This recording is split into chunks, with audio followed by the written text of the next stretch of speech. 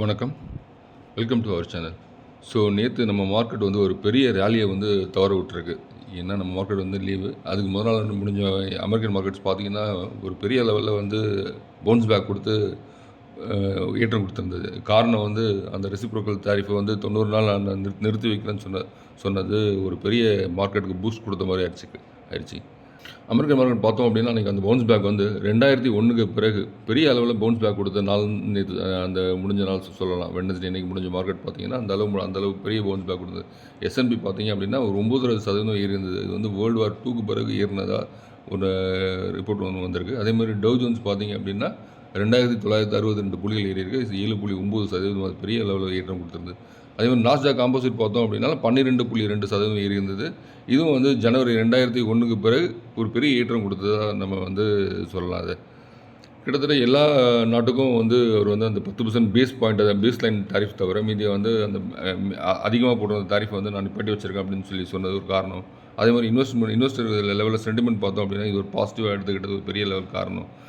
அதே மாதிரி economic forecast அன்றைக்கி வந்து ஒரு பாசிட்டிவாக வந்திருக்காது அந்த இதை வச்சு. ஸோ இந்த டாரிஃப் நிப்பாட்டி வச்சது அவங்க ஊர் எக்கனாமிக் வந்து நம்ம பூஸ்ட் கொடுத்த மாதிரி இருக்கும் அப்படின்னு சொல்லி அதுவும் ஒரு காரணம். இந்த அமெரிக்கன் மார்க்கெட்ஸ் முடிவடையும் போது மற்ற மார்க்கெட்ஸ்லாம் ஸ்டார்ட் ஆச்சு. ஆனால் ஏஷியன் மார்க்கெட் ஸ்டார்ட் ஆச்சு. ஸோ எல்லா மார்க்கெட்டுமே அந்த அடுத்த நாள் ஸ்டார்ட் ஆகும்போது அதில் பார்த்தீங்கன்னா பெரும்பாலான சந்தைகள் ஜப்பான்லாம் எடுத்துக்கிட்டிங்கன்னா நல்ல ஒரு சரவெடி வெடிச்சிருக்குன்னு சொல்லலாம். அங்கே வந்து எல்லா மார்க்கெட்டுமே கிட்டத்தட்ட ஜப்பான் இண்டெக்ஸ் பார்த்தோம்னா நிக்கை 225 பார்த்தோம் அப்படின்னா அது ஒரு 9% இருந்தது. அதேமாதிரி நிக்கை 400 8%, அதேமாதிரி டாபிக்ஸ் 100, டாபிக்ஸ் 1000, டாபிக்ஸ் 500 இது எல்லாமே கிட்டத்தட்ட ஒரு 8% மேலே பெரிய ஏற்றம் கொடுத்துருந்தது. அதுமாதிரி ஹாங்காங் இண்டெக்ஸ் அந்த ஹாங்காங் சொல்கிற அந்த 2% ஏற்றம் கொடுத்துருந்தது. அதேமாதிரி ஆஸ்திரேலியா சந்தைகள் எல்லாமே வந்து கிட்டத்தட்ட ஒரு 4% ஏற்றம் கொடுத்தது. ஜெர்மனியில் டாக்ஸ் பார்த்தோம் அப்படின்னா அதுவும் வந்து ஒரு 4% ஏற்றம் கொடுத்துருந்தது அன்றைக்கி. அதேமாதிரி சவுத் கொரியா மார்க்கெட் பார்த்தோம் அதுவும் அந்த மார்க்கெட்டும் ஒரு 6% ஏற்றம் கொடுத்துருந்தது. அதேமாதிரி ரஷ்யன் மார்க்கெட்ஸ் பார்த்தா ரஷ்யன் மார்க்கெட்டில் எல்லாமே கிட்டத்தட்ட ஒரு 4% ஏற்றம் கொடுத்துருந்தது அன்றைக்கி. சவுத் ஆஃப்ரிக்கா, சிங்கப்பூர் அந்த மாதிரி சந்தைகள் எல்லா சந்தைகளுமே கிட்டத்தட்ட ஒரு நல்ல ஒரு ஏற்றம் இருந்தது. ஸோ இந்த ஏற்றம் வந்து நான் வந்து நம்ம மார்க்கெட் நேற்று இருந்திருந்ததுன்னா ஒரு பெரிய பவுன்ஸ் பேக் ராலி இருந்திருக்கும். கிட்டத்தட்ட நிஃப்டி ஒரு 600 800 புள்ளிகள் நேற்று வந்து அந்த இது வந்து இருந்திருக்கலாம். ஒரு பெரிய கேப் அப் ஓப்பனிங் இருந்து கண்டினியூஸாக ஒரு ஏற்றம் கொடுத்து 850 ஒரு 900 புள்ளிகள் கிட்ட நேற்று வந்து இது வந்து முடிவடைஞ்சிருக்குன்னு எனக்கு தோணுது. ஸோ இன்றைக்கி வந்து பார்த்தோம் அப்படின்னா அமெரிக்கன் மார்க்கெட்ஸ் வந்து இன்றைக்கி நேற்று ஏறியனால இன்றைக்கி நடந்த அமெரிக்கன் மார்க்கெட்ஸ் எல்லாமே ஓரளவு இன்றைக்கி கீழே சரிஞ்சிருக்கு. ஸோ இன்றைக்கி வந்து அதுக்கு காரணம் வந்து ப்ராஃபிட் புக்கிங்காக கூட இருக்கலாம். சில அந்த மாதிரி சைனாவோட ரீபேக், அதாவது நீங்கள் போட்டிங்கன்னா நானும் தாரிஃப் போடணும். இன்றைக்கி சைனாக்கு மட்டும் அந்த தாரிஃப் நிற்கிது. 125% கிட்ட அந்த தாரிஃப் வந்து இருக்குது. இப்போ டவ் ஜோன்ஸ் ஃபியூச்சர் பார்த்தோம் அப்படின்னா கிட்டத்தட்ட 1100 புள்ளிகள் கிட்ட இறங்கியிருக்கு. அதேமாதிரி S&P 500 பார்த்தாலும் அது ஒரு 188 புள்ளிகள் இறங்கியிருக்கு. நாஸ்டாக் வந்து ஒரு 737 புள்ளிகள் வந்து இன்றைக்கி மார்னிங் இறங்கியிருக்கு. ஸோ இதில் வந்து பார்க்கும்போது கிஃப்ட் நிஃப்டி மட்டும் வந்து இப்போ வந்து பாசிட்டிவாக வந்து இருக்குது. ஸோ அது கிட்டத்தட்ட ஒரு 500 புள்ளிகள் பாசிட்டிவாக இருக்குது.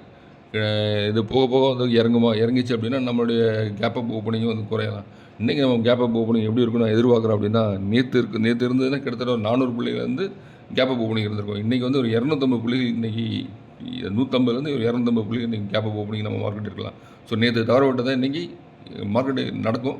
ஸோ நேற்று அளவு பெரிய அளவு ஏற்றம் இருக்காது. ஆனால் எல்லா பங்களும் பாசிட்டிவ் ட்ரெண்டில் வந்து நம்ம இன்றைக்கி கண்டினியூ பண்ணி கொடுக்கும். நேற்று அந்த ஏற்றம் இருந்திருந்தது அப்படின்னா மார்க்கெட்டில் ஒரு பெரிய புஷ்பேக் ராலி இருந்திருக்கும். நிறைய பங்குகள் கிட்டத்தட்ட ஒரு பெரிய அளவு விலை ஏற்றம் வந்திருக்கும். நிஃப்டி ஆகட்டும், நிஃப்டி 500 ஆகட்டும். ஸோ இதெல்லாம் வந்து பெரிய அளவு ஏற்றம் கொடுத்துரும். மிட் கேப் பங்குகள், ஸ்மால் கேப் பங்குகள் நேற்று மார்க்கெட் இருந்திருந்ததுன்னா கிட்டத்தட்ட அப்பர் சர்க்கியூட் அடித்த பங்குகள் 500ன்னு சொல்லியிருக்கலாம். அந்தளவு வந்து நேற்று வந்து அந்த பூஸ்ட் இருந்தது நேற்று மார்க்கெட்டில். நம்ம மார்க்கெட் பார்த்தோம் அப்படின்னா க்ளோசிங் வந்து 22,400 கிட்ட க்ளோஸ் ஆகிருக்கு. ஸோ இன்றைக்கி வந்து நம்ம கேப் அப் ஓப்பன் ஒரு 150 ப்ளஸ் ஒரு 100 நடந்தோம் அப்படின்னா கிட்டத்தட்ட ஒரு 300 450 பாயிண்ட் இன்றைக்கி வந்து நம்ம பாசிட்டிவாக இருக்கலாம். கிட்டத்தட்ட 22,650 22,750 கிட்ட இன்றைக்கி வந்து நமக்கு வந்து நிஃப்டி முடியக்கூடிய வாய்ப்புகள் உண்டு. அப்படி முடியும் பட்சத்தில் வந்து நம்ம மார்க்கெட் ஸ்டடியாக இருந்தது அப்படின்னா மேற்கொண்டு ஏற்றம் இருக்கலாம். 23,500 வரைக்கும் போகக்கூடிய வாய்ப்புகள் உண்டு. முதன்கிழமை மார்க்கெட்டில் பார்த்தோம் அப்படின்னா ஜோதி லேப்ஸ் அப்படின்ற ஒரு பங்கு வந்து கிட்டத்தட்ட ஒரு 10% ஏற்றிருந்தது. இந்த பங்கை வந்து நம்ம வந்து 6ஆம் தேதி வீடியோவில் வந்து நம்ம ஆல்ரெடி சொல்லியிருந்தேன் நான். அதே மாதிரி பார்த்தோம் அப்படின்னா Mastek, Sundaram fasteners, doctor Lal path lab, அதே மாதிரி புடன் corporate, Avanti feeds, Senco gold, NBCC, home first finance, route mobile, Navin fluorine, அப்புறம் வந்து கார்டேஜ் Phillips, Godrej consumer, Saregama India, MedPlus, max India health care, Nestle, Deepak fertiliser, அப்புறம் கார்டேஜ் ஆக்ரோவேட், இமாமி, பிரிட்டானியா, இந்துஸ்தான் பெட்ரோல், ஹட்கோ, அப்புறம் வந்து இண்டோர் கவுண்ட் இண்டஸ்ட்ரீஸ் எல்லாம் கண்டினியூஸாக ஒரு இண்டோர் கவுண்ட் இண்டஸ்ட்ரி கண்டினியூஸாக ஏற்றம் கொடுத்துட்ட பங்காக இருக்குது. அதுமாதிரி Hindustan Unilever, Tirumalai chemicals, GMR power and நாட் பார்பன். ஸோ இந்த பங்கெல்லாம் வந்து பார்த்திங்கன்னா 2லேருந்து 6% ஏறிய பங்குகளாக இருக்குது. அதுமாதிரி banking sector IDFC first bank வந்து ரொம்ப நாளைக்கு பிறகு நல்ல ஒரு ரிசல்ட் கொடுத்துருக்காங்க. வந்து பவுன்ஸ் பேக் இருந்தது. அன்றைக்கி நம்ம மார்க்கெட்டில் ஆல்ரெடி ஒரு 5% ஏறி திரும்ப 5% இறங்கியிருக்கு. நேற்று புதன்கிழமை மார்க்கெட் முடியும் போது கிட்டத்தட்ட ஒரு 3% ஏறி இருக்குது, 2.25% ஏறி இருக்குது. ஸோ 59 ரூபாய்க்கு க்ளோசிங் ஆகிருக்குது இன்றைக்கி.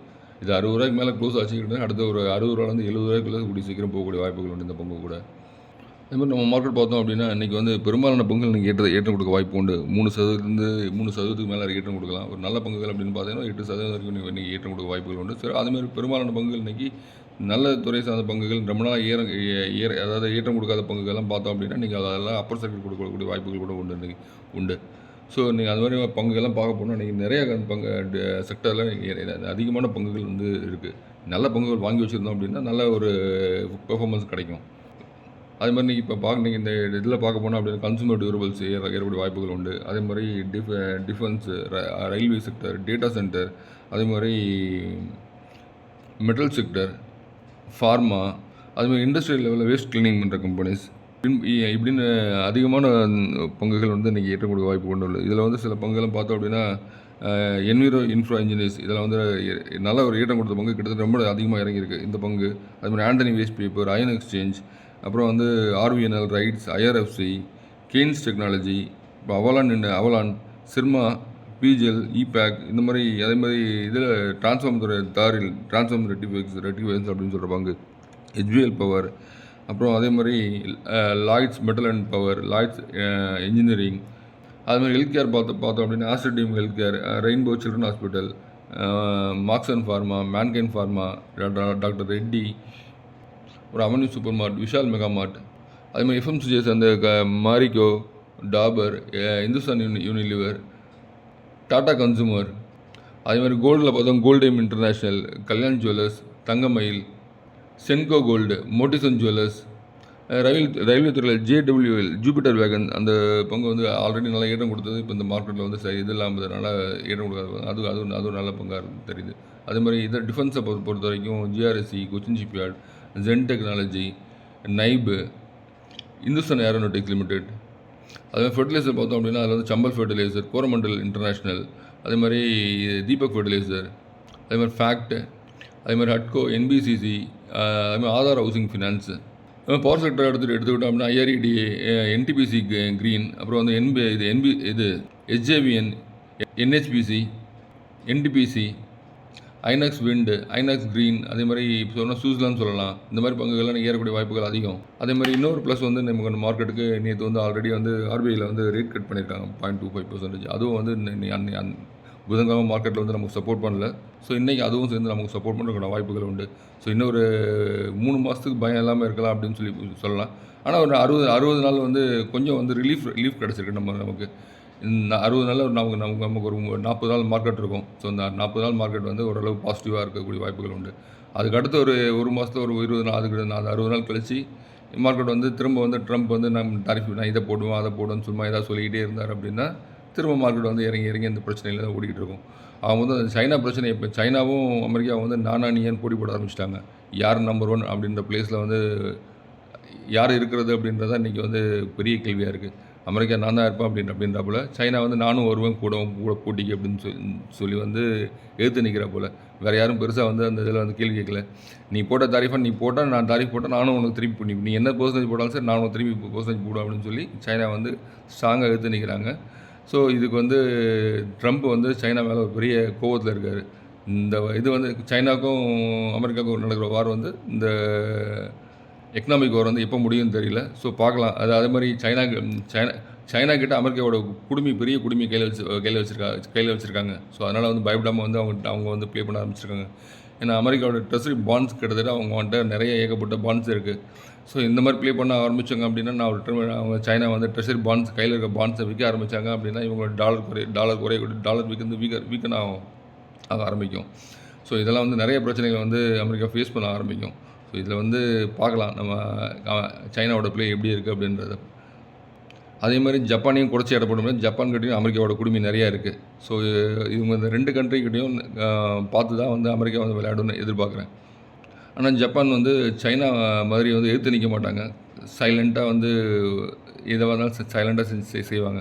மார்க்கெட்டில் விற்கிறதும் தெரியாது, அவங்க வாங்குறதும் தெரியாது.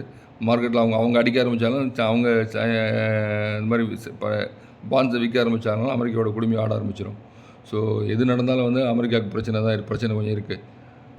சைனா வந்து சர்ப்ளஸ் மேனுஃபேக்சர், உலகத்துக்கே வந்து பெரிய மேனுஃபேக்சர் ஹப் இதுன்னா சைனா தான். ஸோ சைனாவில் வந்து அவங்க நாட்டுக்கு போக மீதி பொருள் பார்த்தீங்கன்னா கிட்டத்தட்ட $1,00,000 ட்ரில்லியன் அளவுக்கு அவங்கள்ட்ட ஏற்றுமதி பண்ணுற அளவுக்கு வந்து சர்ப்ளஸாக வந்து மேனுஃபேக்சரிங் வந்து பண்ணி வச்சுருக்காங்க. ஸோ எதை எடுத்தாலும் வந்து சர்ப்ளஸ், இதுதான் அதெல்லாம் கிடையாது. நம்ம வந்து ஒரு கடைக்கு போகிறோம் அப்படின்னா ஒரு 1-2 பொருள் பார்ப்போம். அங்கே வந்து 1000-2000 பொருள் வந்து அது மாதிரி மேனுஃபேக்சரிங் வந்து பண்ணுவாங்க. இங்கே நம்ம குடிசை தொழில் மாதிரி அங்கே வந்து மேனுஃபேக்சரிங் நிறையா உருவாகிருக்கு. ஒரு தெருவுக்குள்ளே போனோம் அப்படின்னா எல்லாருமே வந்து எல்லாமே பண்ணுவாங்க. இங்கே படித்தவங்க தான் பண்ணுவாங்க, படிக்காத தான் பண்ணுவாங்கன்னு எல்லாமே வந்து குடிசை தொழில் மாதிரி மேனுஃபேக்சரிங் அங்கே அவ்வளோ பெரிய இது நடந்துக்கிட்டு இருக்குது. ஸோ அதனால் வந்து உலகத்துக்கு வந்து சைனா வந்து பெரிய அளவுக்கு வந்து எக்ஸ்போர்ட் பண்ணிகிட்டு இருக்காங்க. ஸோ இதை வந்து என்ன சைனா வந்து சும்மா இருப்பாங்களா? இவ்வளோ அவங்க நாட்டில் வந்து அந்த எக்ஸ்போர்ட் பண்ண நிற்கலைன்னா கிட்டத்தட்ட ஒரு நாளோ இல்லை ஒரு மாதம் வந்து அவங்ககிட்ட சைனாவில் இருக்க வந்து பொருள் எக்ஸ்போர்ட் ஆகலை அப்படின்னா அவ்வளோ பொருள் சைனாவில் வந்து தேங்கிடும். ஸோ வேறு மார்க்கெட் தேடுறத விட நம்ம அந்த சைனாவுக்குள்ளேயே சைனாவில் வந்து சைனாவோட கன்சூமர் போக மீதி பொருள் வந்து அவங்க ஏற்றுமதி பண்ணி ஆகணும் இல்லையா?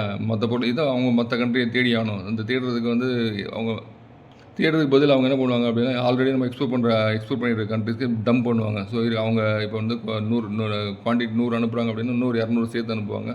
மற்ற கண்ட்ரீஸில் வந்து சைனாவோட பொருள் டம்ப் ஆக ஆரம்பிக்கும். ஸோ அப்புறம் அது என்ன பண்ணணும் அப்படின்னா அவங்க நாட்டு எக்கானமியை பாதிப்பு ஏற்பட ஆரம்பிக்கும். ஸோ இதெல்லாம் வந்து நிறையா சிக்கல் இருக்குது இந்த இதில்.